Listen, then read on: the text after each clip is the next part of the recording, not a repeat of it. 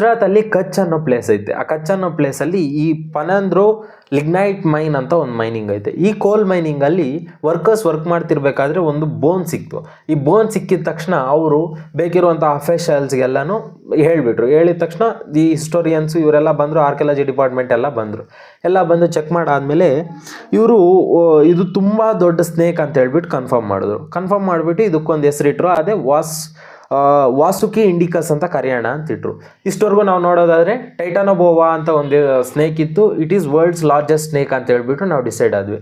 But ಈಗ ನೋಡೋದಾದರೆ ಈ ವಾಸುಕಿ ಇಂಡಿಕಸ್ಸೇ ತುಂಬ ದೊಡ್ಡ ಸ್ನೇಕ್ ಅಂತ ಹೇಳ್ಬಿಟ್ಟು ಫಿಕ್ಸ್ ಮಾಡ್ತೀವಿ. ಮಾಡ್ರನ್ ಹ್ಯೂಮನ್ಸ್ ಹುಟ್ಟೋಕ್ಕೆ ಮುಂಚೆ ಅಂದರೆ ಡೈನೋಸರ್ಸ್ ಎಕ್ಸ್ಟಿನ್ಷನ್ ಆಗಿ 6.5 crore ಇಯರ್ಸ್ ಆಯಿತು.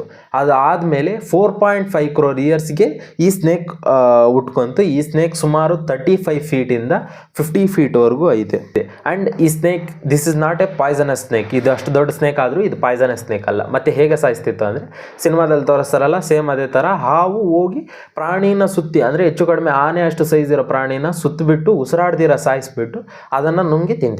So this is the big snake Vasuki indicus.